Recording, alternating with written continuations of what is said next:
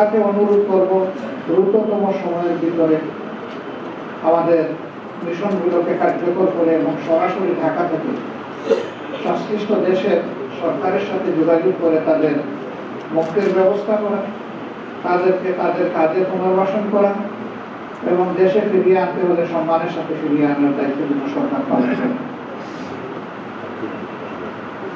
আমরা গভীর বেদনার সাথে লক্ষ্য করেছি গত 15.5 বছর টানা এ জাতি এক এক করে সব অধিকার হরণ করা হয়েছে। বাঁচার অধিকার, ন্যায় বিচার পাওয়ার অধিকার, মত প্রকাশের অধিকার, কথা বলার অধিকার, সর্বোপরি তার নিজের মূল্যবান ভোটকে পছন্দের দল এবং প্রার্থীকে দেওয়ার অধিকার সবগুলোই কেড়ে নেওয়া হয়েছে। অনেক প্রতিভাবান মানুষকে রাষ্ট্রের বিভিন্ন গুরুত্বপূর্ণ দায়িত্ব থেকে দূর করে অবসরে পাঠানো হয়েছে, কাউকে কাউকে ওএসডি করে রাখা হয়েছে, হাজার হাজার মামলা দিয়ে লক্ষ লক্ষ মানুষকে জেলে নেওয়া হয়েছে। কার্যত আমাদের বাড়িঘর জেলেই পরিণত হয়েছিল। জেলের ভিতরেও জেল, বাইরেও জেল, গোটা দেশটাই একটা কারাগারে পরিণত হয়েছিল। অনেক বিবেকবান নিরীহ মানুষ এই তাণ্ডবের কারণে তখন দেশ ছেড়ে ভিন্ন দেশে তারা ঠিকানা খুঁজতে বাধ্য হয়েছিল। অনেক প্রতিভাবান সাংবাদিক তাদের বিবেকের জায়গা থেকে রিপোর্ট করার কারণে এই দেশে তারা নিরাপদ থাকতে পারেনি বলে অনেকে দেশ ছেড়ে চলে যেতে হয়েছে।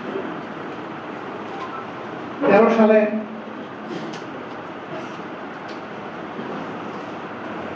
আমরা লক্ষ্য করেছি শাহবাগের কেন্দ্রস্থলে যে আসর বসানো হয়েছিল,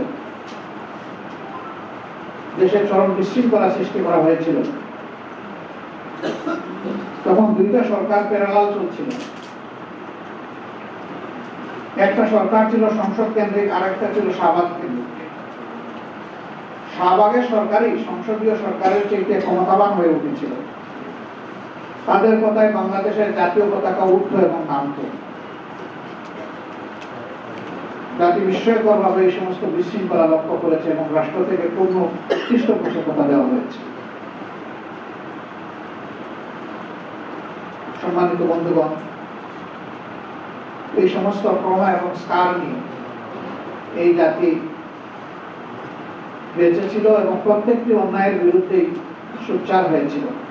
আমরা ন্যায় বিচার সমৃদ্ধ একটি সমাজ চাই, বৈষম্যহীন একটা সমাজ চাই।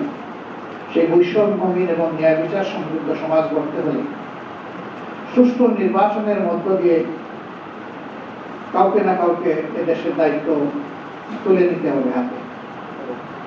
এই সুষ্ঠু নির্বাচনকে সামনে রেখে আমরা বর্তমান ইন্টারিম গভর্নমেন্টের কাছে দাবি জানিয়েছিলাম যে আপনারা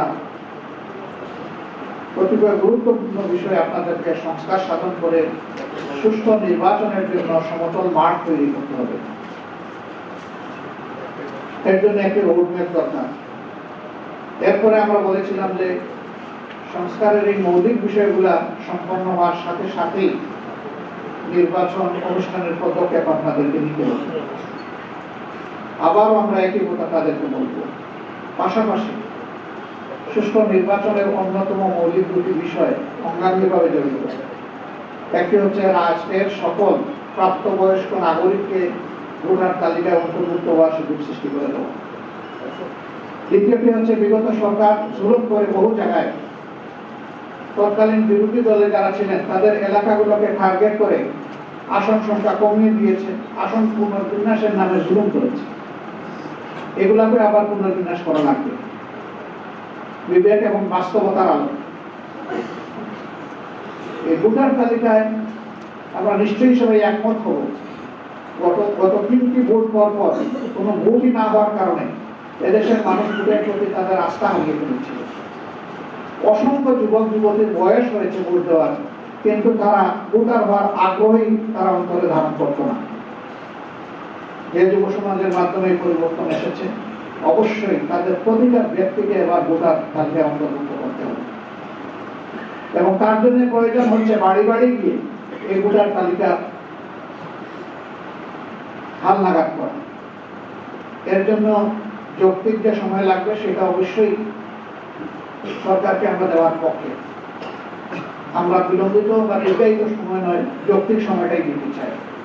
পাশাপাশি এবারকার এই যুদ্ধটা ফ্যাসিস্ট সরকারের বিরুদ্ধে শুধু দেশবাসী করে নাই, প্রবাসে আমাদের যে সমস্ত নাগরিকরা আছেন তারা সমানতালে আমাদের সাথে যুদ্ধ করেছেন। আমরা তাদের প্রতি শ্রদ্ধাশীল। তাদেরকে ভোটার তালিকায় অন্তর্ভুক্ত করতে হবে। তাদেরকে ভোটার তালিকায় অন্তর্ভুক্ত করার উদ্যোগ সংশ্লিষ্ট দেশের এমবেসির মাধ্যমে সরকারকে গ্রহণ করতে হবে। কেউ যদি দেশে এসে করতে চাইবেন, শুধু ভোটার তালিকায় অন্তর্ভুক্ত করার জন্য একজন নাগরিকের দেশে আসার প্রয়োজন নেই। বর্তমান আধুনিক প্রযুক্তির যুগে ওখানে থেকেই এটা সম্ভব। আমরা এও দাবি জানাই তাদেরকে যেন ভোটার তালিকা অন্তর্ভুক্ত করেই আগামী নির্বাচন সম্পন্ন করা হয়। প্রিয় দেশবাসী, দেশ যখন এই পরিবর্তনের পরে একটা ইতিবাচক ধারায় যাচ্ছে, তখন আমরা লক্ষ্য করছি যে দেশকে অশান্ত করার জন্য পতিত স্বৈরাচার এবং তাদের দূষণ দেশে বিদেশে তার মাথা ছাড়া দিয়ে উঠেছে এবং তারা অনেকগুলা দুর্ঘটনা ঘটিয়ে এই সমাজকে অস্থির করতে চায়, অস্থিতিশীল করতে চায়। আলহামদুলিল্লাহ, বাংলাদেশের বিচক্ষণ দেশপ্রেমিক জনগণ ইতিমধ্যেই তাদের হাত বুঝতে পেরে তাদেরকে ব্যর্থ করে দিয়েছে। তাদের ষড়যন্ত্র আল্লাহ তাআলা ব্যর্থ করেছেন, এই জন্য আল্লাহর দরবারে শুকরিয়া আদায়। তাদের এই অপপ্রয়াস জাতিকে আরেকবার মজবুতভাবে ঐক্যবদ্ধ করে দিয়েছে। আমাদের প্রতিপক্ষ যদি এটা বুঝতে পারে যে এই দেশের মানুষ আর কারো কাছে অসহায়ভাবে আত্মসমর্পণ করবে না এবং কোনো চোখ রাঙানিকে পাওয়া করবে না, তাহলে তাদের জন্য এবং আমাদের জন্য কল্যাণকর। আমরা একটা সুন্দর শান্তিপূর্ণ মানবিক দেশ চাই। আমরা একটা দুর্নীতিমুক্ত দেশ চাই। আমরা একটা জাস্ট সোসাইটি চাই, সুবিচারপূর্ণ একটা সোসাইটি চাই।